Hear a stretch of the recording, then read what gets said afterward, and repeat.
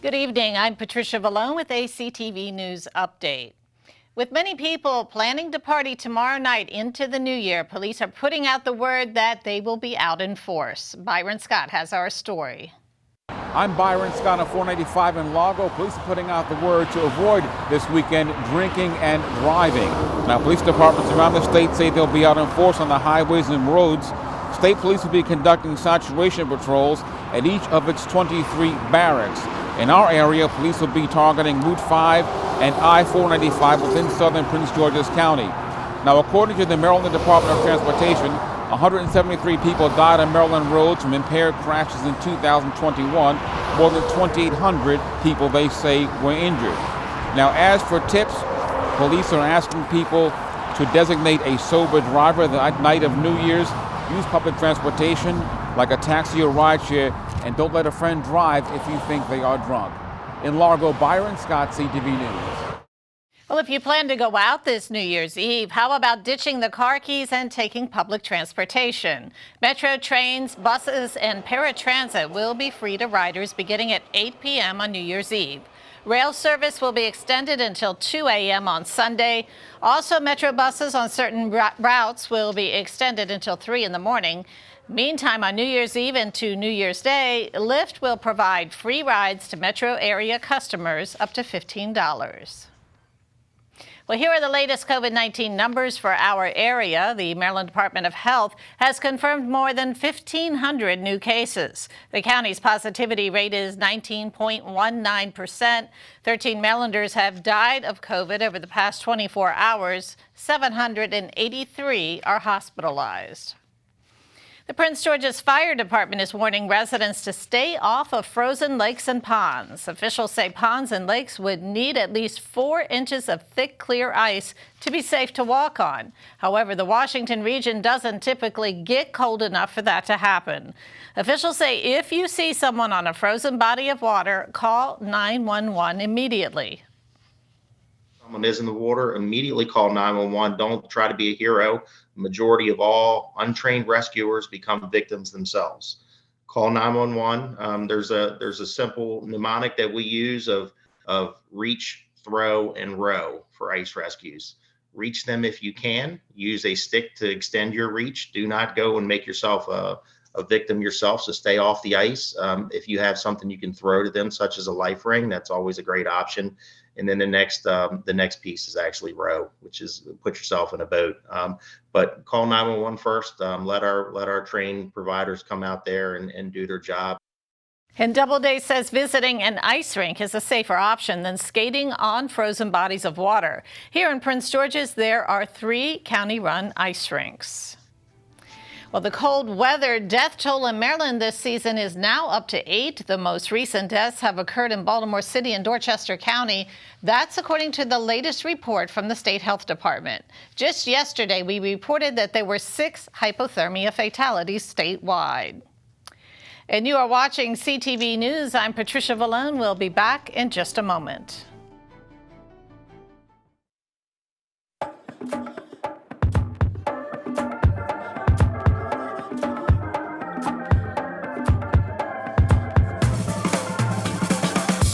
Slip it, cuff it, check it. Talk to doctor now and share it. Get it, slip it, cuff it, check it. Talk to doctor now and share it.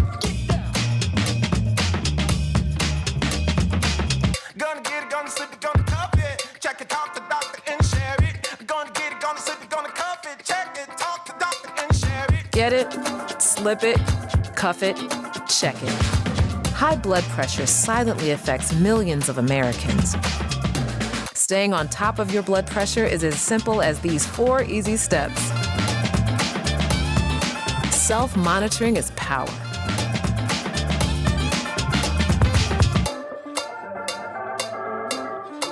Visit manageyourbp.org to learn more.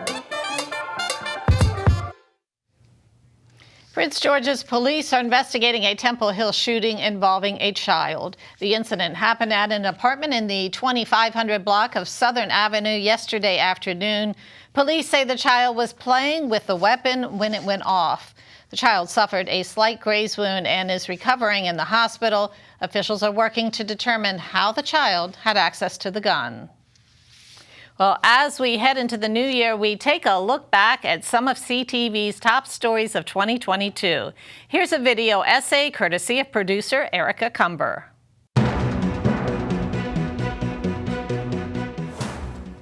A late morning explosion levels sections of an apartment building in Silver Spring. The explosion and fire occurred around 10:30 at the Friendly Garden Apartments on Littonsville Road.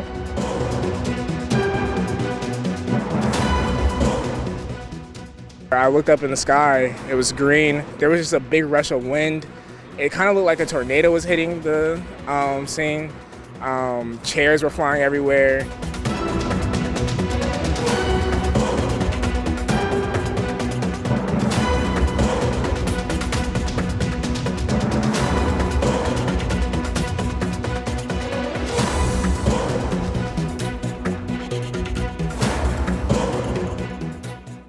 We want to make sure that we are uniting a one Maryland philosophy, that all 24 jurisdictions are going to have a champion in Annapolis from the governor's office. And so we're really going to focus on how do you create real measures of economic opportunity and economic growth that everybody can benefit from. This is about creating pathways to work, wages, and wealth. Those are the things that we know in this moment we can get done with and for the people of Maryland.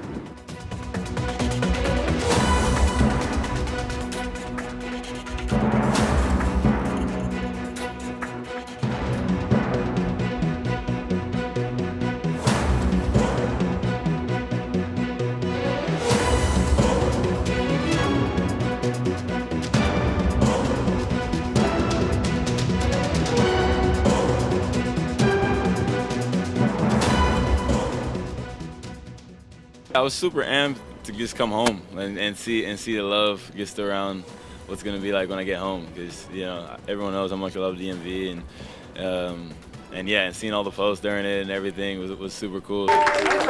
This was the exact moment on Saturday in Baltimore that 99-year-old Dorothy Smith got to meet for the first time the relatives she never knew. Oh my God, all I said was, oh my God, because I was surprised to all these people. I have a big family that didn't even know nothing about them, never see nobody until today, But I'm glad I met them, some of them. I still don't know who they are.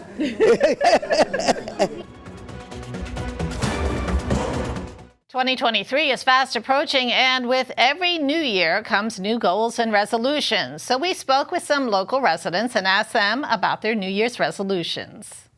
My word for 2023 is consistency. I struggled with that a little bit this year, and I could have been a lot further in business and personal if I would have just stayed consistent. So consistency is my New Year's resolution. New ways to make additional money this year. I'm trying to figure out ways to put together some extra money for retirement. I'm getting ready to retire, I guess, and I want to make sure that I got enough in my nest egg. Some great resolutions those people have for the upcoming year. And we'll have more news in just a moment. Stay tuned. Us. It's what this country is made of. A helping hand, a shoulder to lean on. Different voices. Hello. One sacred bond. But right now, that bond is fraying. Where do we find common ground?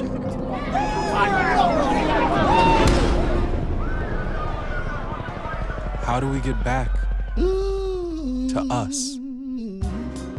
The why fills the gaps and bridges our divides. Now, more than ever, the why needs your support.